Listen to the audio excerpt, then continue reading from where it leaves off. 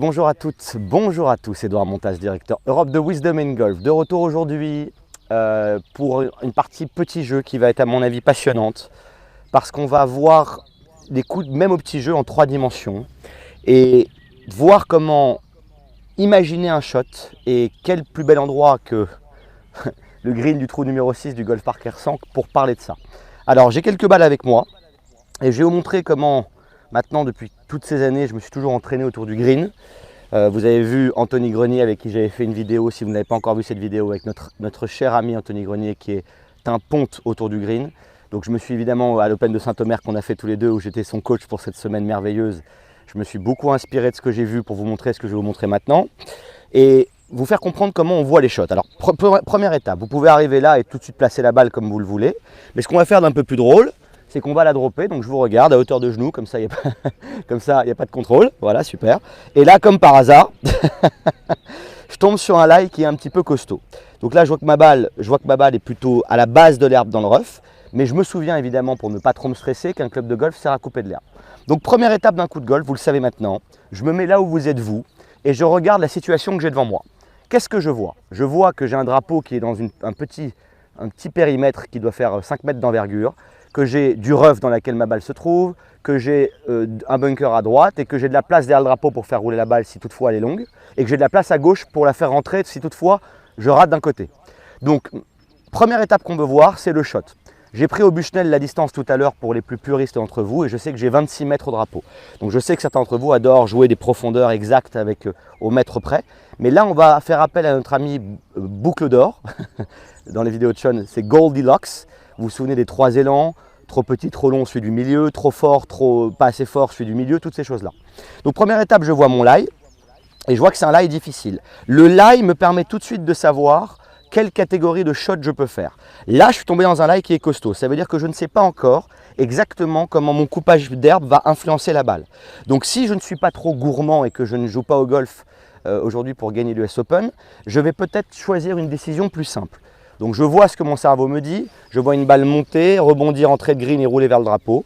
Et je vais plutôt marger vers la gauche du drapeau parce que cela, il me fait plutôt peur. Donc maintenant, je vais me mettre d'ici. Vous vous souvenez qu'on va prendre un point intermédiaire de visée qui va être 2-3 mètres à gauche du drapeau, donc quelque part par là. Et maintenant, on va se reculer un petit peu, regardez bien, pour voir comment l'herbe réagit. Donc si je fais un premier coupage d'herbe, je vois que l'herbe est dans le sens du drapeau et je sens que ça... On va dire que ça freine pas trop, ça glisse plutôt pas mal. Je ne vais pas faire un deuxième coup d'essai au même endroit parce que l'herbe a déjà été aplanie par mon premier coup d'essai. Ça, c'est un secret très important. Donc je me redécale, je prends le même genre d'endroit et je refais ce même coup d'essai. Je vois qu'avec le momentum, ça coupe sans problème. Maintenant, je vois encore une fois que la balle est là. Et donc, je vais me poser la question de savoir si je vais plutôt avoir une face qui va rester relativement square. Oui, ça passe très bien. Ou que je l'ouvre un petit peu. Ça passe encore mieux. Donc je vais faire le choix, même si le lie est un petit peu costaud, d'ouvrir ma face de club. Voilà, là je suis à 0 si vous voulez. Je vais l'ouvrir d'une vingtaine de degrés, remettre mes mains dessus et sentir un coupage d'herbe avec une certaine assurance pour pouvoir faire monter cette balle assez rapidement et la faire, quand elle arrive sur le green, arriver relativement doucement sur le green. Donc voilà ce que je vois. Il y a un monde au golf entre ce qu'on voit et ce qu'on effectue parfois, mais c'est ce que je vois, d'accord? Donc je vois mon image, je prends mon point intermédiaire et maintenant je rentre dans ma zone de jeu. Je me mets en place, j'ouvre la face, je vérifie que mon setup est bien parallèle gauche au point intermédiaire. Et dernière chose que je veux vous dire, même pour ce genre de shot, je cherche à avoir une saveur de release, c'est-à-dire soit un fade, soit un draw. En l'occurrence ici, comme je veux que ma balle monte relativement haut tout de suite, je suis plutôt dans la famille d'une balle à gauche dans l'arc, donc c'est la famille du fade. Donc même là, je vais réaliser, comme pour un long coup, même si j'ai la face ouverte, à gauche du point intermédiaire, comme pour une sortie de bunker si vous voulez. Donc maintenant que tout ça est dit, cible finale 3 mètres à gauche du drapeau, point intermédiaire, face ouverte. Et maintenant on commence à sentir le bon momentum. Donc première étape, je vais vraiment prendre un élan qui va être vraiment 100% sûr que je ne vais pas jusqu'au green, que je m'arrête dans le bunker. Donc on y va. Ça, c'est 100% sûr qu'elle s'arrête même avant le bunker, à la lisière du bunker ici. Donc ça n'ira pas jusqu'au drapeau, c'est une référence certaine pour mon cerveau. Maintenant, je vais faire un élan qui va être vraiment volontairement, mais alors vraiment derrière. Donc là, avec la face ouverte, elle montera beaucoup. Elle tombera 5-6 mètres après le drapeau.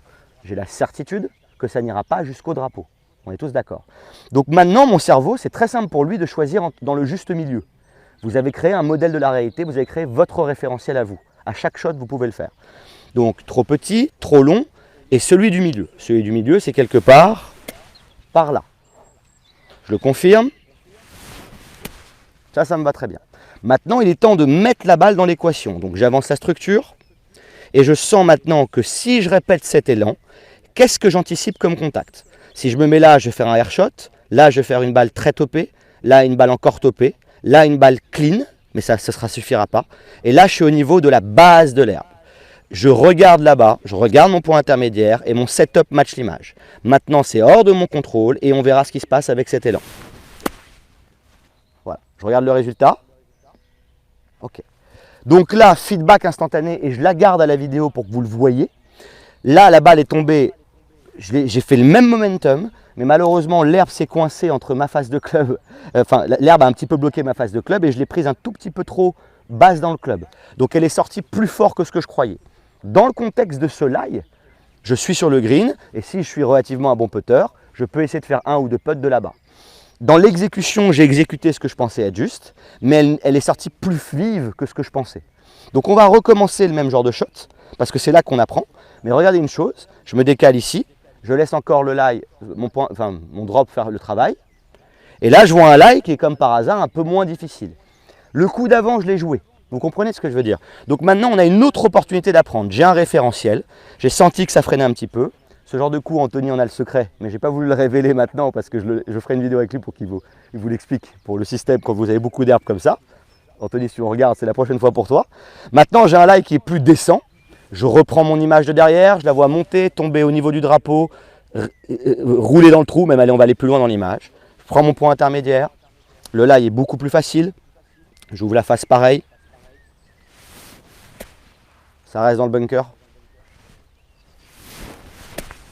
Au niveau de ma deuxième balle, cerveau, donne-moi celui du milieu, je sens que je peux couper mon herbe allègrement, hors de mon contrôle.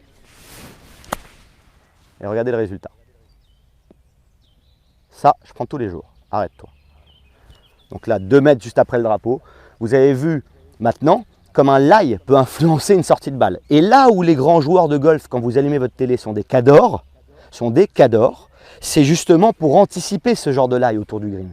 Quand vous avez un US Open avec des roughs comme ça, ultra épais, quand vous avez un chip en descente au Masters, c'est pas simplement une profondeur qui joue les mecs. C'est vraiment, si vous voulez, comment la balle va réagir. Et ça demande une expérience incroyable. Donc vous voyez que dès que le lie est plutôt correct, on s'en sort tous. Dès que le lie est plutôt difficile, ça change des choses. Maintenant, on reste dans la famille du fade toujours. On va en taper une 3e pour la route. Et on va, excusez-moi pour l'ancien drop. Voilà, je me mets ici. Encore un lie correct comme la 2e balle que j'ai frappée. Et on va la jouer différemment. Donc là, je l'ai joué avec une face ouverte, ce qui est une chose que je sens avec mon petit fade. Mais si vous voulez quelque chose d'encore plus simple, une face square. Donc là, j'ai ma face square qui est devant moi et je vais l'ouvrir de 1 ou 2 degrés pour juste sentir ce coupage d'herbe. La balle partira haute, mais un peu moins haute et il y aura plus de roulement vers l'avant. Essayons ce shot. Donc je me mets dans cette image. Où est mon point de chute? Je la vois monter, je la vois tomber entrée de green et rouler légèrement vers le drapeau de 2-3 mètres. Point intermédiaire. J'ai mon image. Est-ce que je reste dans la famille du fade? Écoutez, pour l'instant, je suis milieu gauche, je me sens bien comme ça. Maintenant, si j'avais choisi de mettre la balle en arrière dans l'arc, je peux aussi, encore une fois, avoir une face square, mais ce serait plutôt la famille du draw. Donc là, en l'occurrence, ça ferait une balle trop basse. Vous voyez ce que je veux dire? Parce que malheureusement, je la prendrais trop en descendant. Donc, ce n'est pas le genre de shot que je veux taper. Donc, je me remets dans cette image. Point intermédiaire. Balle milieu gauche dans l'arc, face pas ouverte, mais square cette fois-ci. Momentum. Bunker. 2e balle de tout à l'heure. Cerveau, donne-moi celui du milieu. Où je vois la balle tomber. Je la vois tomber entrée de green et réalisée vers le drapeau. Entrée de green, réalisée vers le drapeau. Le point de chute est bijou. Release, allez. Voilà. Superbe. Donc là, vous voyez, j'ai eu 3 shots à jouer. Le premier, on est rentré dans une catégorie de shot qui est relativement difficile. Parce que dès que vous êtes plugué, c'est plus difficile à jouer. Les 2 autres shots, j'ai pu jouer ouvert ou square parce que le lie me permettait de le faire. Donc votre travail autour du green, là j'ai par exemple plus appris devant vous maintenant en mettant 3 shots, en dropant 3 shots de suite et sans réagir forcément mal ou bien au premier. Vous comprenez ce que je veux dire? Parce que j'ai varié. Et on le sait aujourd'hui, si vous amenez de la variation à votre cerveau, il apprend beaucoup plus vite. Donc, on viendra, j'espère, la prochaine fois où je mettrai la balle dans le premier lie et j'en sortirai parfaitement, les aléas du direct. Laissez-moi vos commentaires, dites-moi quelle manière vous préférez de jouer ce genre de shot. Et votre succès est inévitable, vous le savez maintenant, avec Wisdom in Golf, au Golf Park de Robert Hersant. Ciao les guys. J'espère que cette vidéo vous a plu. Si c'est le cas, n'hésitez pas à vous abonner à ma chaîne pour recevoir en temps réel toutes mes dernières vidéos. A très bientôt pour la quête du swing du golf sans effort et pour progresser ensemble.